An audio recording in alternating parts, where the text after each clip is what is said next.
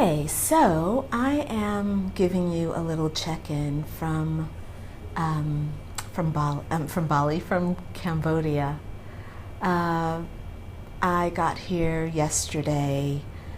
It took me, I think, altogether about 20 hours of, maybe 24 hours of actual travel time. Of coming from Paris, I had a couple of layovers. I flew from Paris to Mumbai, India, stayed in Mumbai for a very short time, and it was just funny that my layover was an hour and a half. So I had an hour and a half to land and get to my next flight, which is pretty common, pretty typical.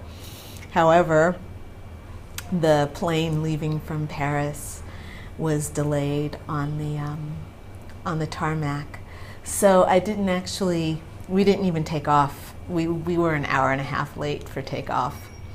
So we managed to arrive in Mumbai right when it was time for my flight to leave. And, I wasn't too worried about it, just because they would either hold the plane or they wouldn't. And I would either be stuck in Mumbai, in the airport, which is glorious, by the way. That is a highfalutin airport. They've got some really good stuff going on there as far as shopping is concerned. So, so I wasn't going to be too bored if I had to stay there for a while waiting for a new flight. But it would have meant that I would have missed my next flight, maybe, but actually it wouldn't have meant I would have missed my next flight, because my next flight was coming from Thailand. So I was supposed to go from Mumbai to Thailand to Bangkok, and I had a 7-hour layover in Bangkok. So it wouldn't have mattered too much if I had missed that next flight, but I didn't. They held the plane, and I was very assertive. I pushed my way to the front of the line, to get through the customs and border control. And I said, look, I have a flight, it's about to leave. And they didn't have a problem with that, so got it done, got through. I asked my way very politely through all the women in the Indian women in the security, because they separate the men and the women, because it's usually they do a little pat down, so they have the men in one line and the women in the other. So I worked my way through the front of the women. Do you mind if I cut in front of you? I'm sorry, I've got to catch my flight. My flight is going to take off in a minute. About 5 minutes to get to my flight. Lots of friendly hellos and yes, no problem. So did that, and then made the flight. They held the flight for us, which was very nice.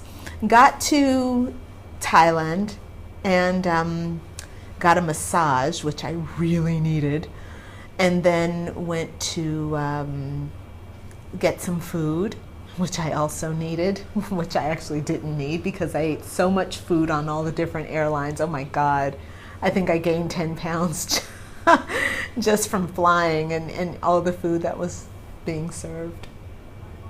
Anyway, then I made the flight from Bangkok to Siem Reap, which is where I am right now, and it was really fun. I took a tuk-tuk to they had a tuk-tuk waiting for me, and then I arrived here at my place. It's called the River Village Manor.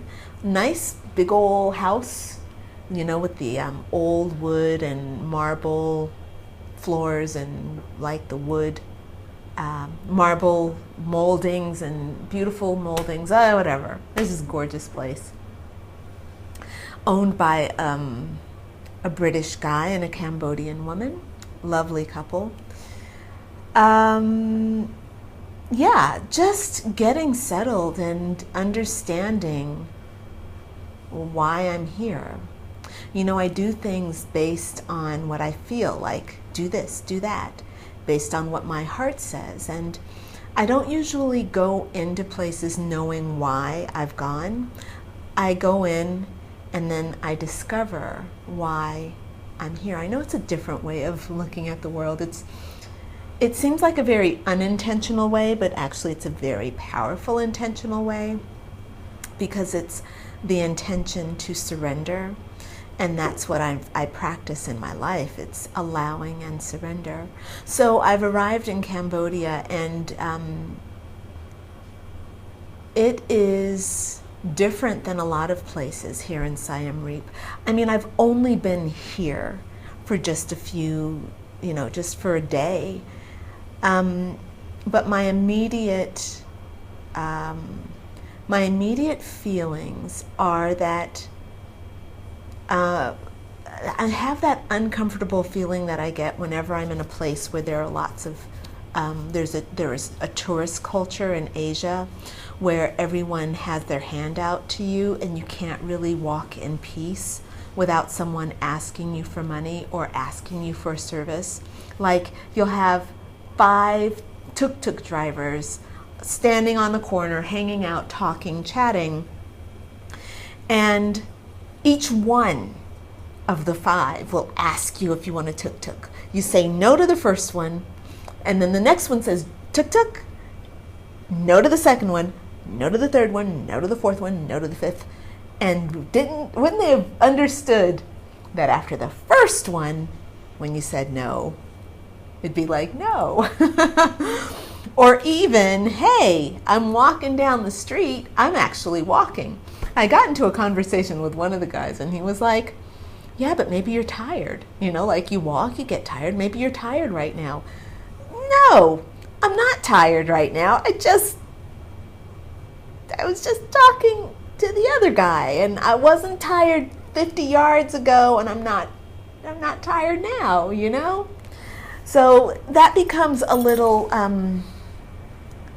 it becomes hard, to be honest with you. It becomes really hard because I just want to relax sometimes and walk and enjoy my walk and get into my thoughts, sink into my thoughts and sink into the moment. And that becomes very difficult. So it can be a little challenging. The people here are a little edgy also, a little edgy. A little aggressive. So it's really good for me to experience this, because this is going to allow me to actually stop trying to get everybody's approval, because that's what I tend to do, I tend to want to be liked. I want to be accepted. And here, nobody's interested, which is great for me. I get to come here and be myself and practice not apologizing for being myself, which is really important for me. I get to come here and be present. And instead of, just like I want automatic approval for who I am, I get to practice not giving automatic